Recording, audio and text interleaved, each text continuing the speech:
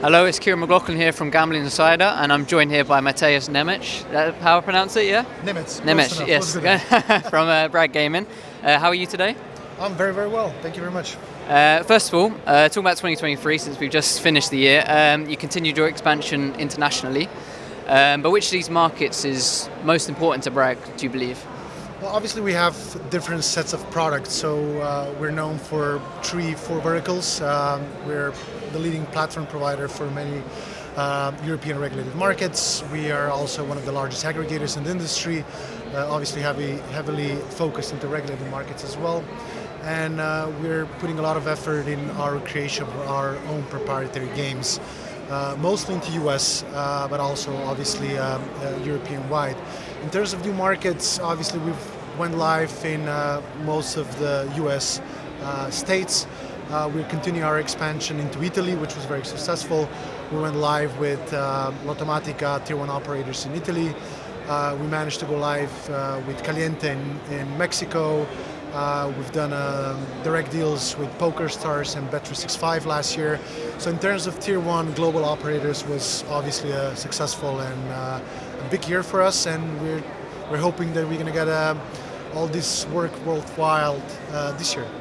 Well, talking about this year, what do you think Bragg's main aims are for 2024? Well, obviously we want to continue developing, and we're continue focusing into our proprietary game studios. So obviously there's still a big focus into US.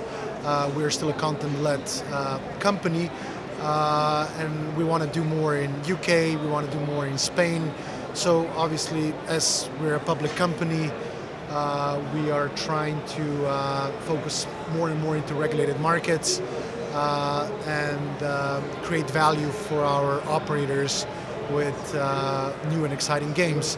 Also, on the other hand, obviously we want to have more quality platform clients, and as we are more a custom type of platform provider, we're looking into new markets. Potentially now, there's talks about Brazil, which is very important for us. There is going to be potentially opening of Finnish market, potentially also French market. So we're monitoring new markets very closely. LATAM, Peru is regulating as we speak, so it's exciting in that regards. I mean, talking about your games, obviously you've got your studios, Atomic's Slot Lab, and of course Indigo and Magic, that's the other one. I mean, how successful have they been this year? They've been proven to be very, very successful. Obviously, it's always difficult for a new brand, a new name, to come to this very, very competitive landscape.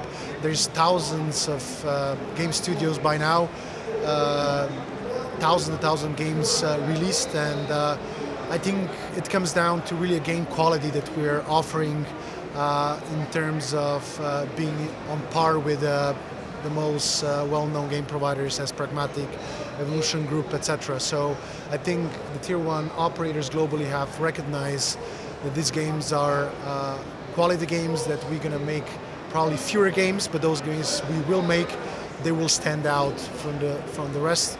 And from the information we have, especially in UK, our games are in top 15 to 20% of the most successful release games. And what is interesting and important to highlight, they stay in the same level. They don't die out as quickly as they would with maybe some other game providers. I mean, like, looking at your partners, how important has your game recommendation system been for them this year? So look, that's a very good question. So the other thing that we want to obviously highlight our strength on our Fuse play engagement tools, which they work in a similar way with our content, but they can work with any third-party content as well. And recommendation engine is just one of the few Fuse tools that we offer, but it's very obvious that we want to offer a player what he potentially likes and looking for. And the same as you go to the supermarket, you would have tons of different flavors of yogurt. There's no point of offering someone something that he doesn't like, and we wanted them to focus on something he's going to potentially buy. And I think that's the whole narrative of this industry, to give the players what they're actually looking for and searching for. I think final question be like, a big trend in game development's been AI technology. I mean, how much are Bragg embracing that recently? Obviously, we need to keep up with developments and industry standards.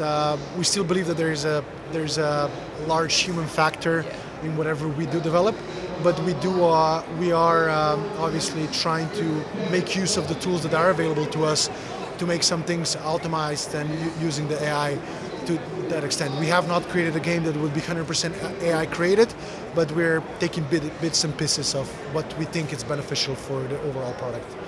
Thank you very much. Thanks for joining us. Cheers. Thank you very much.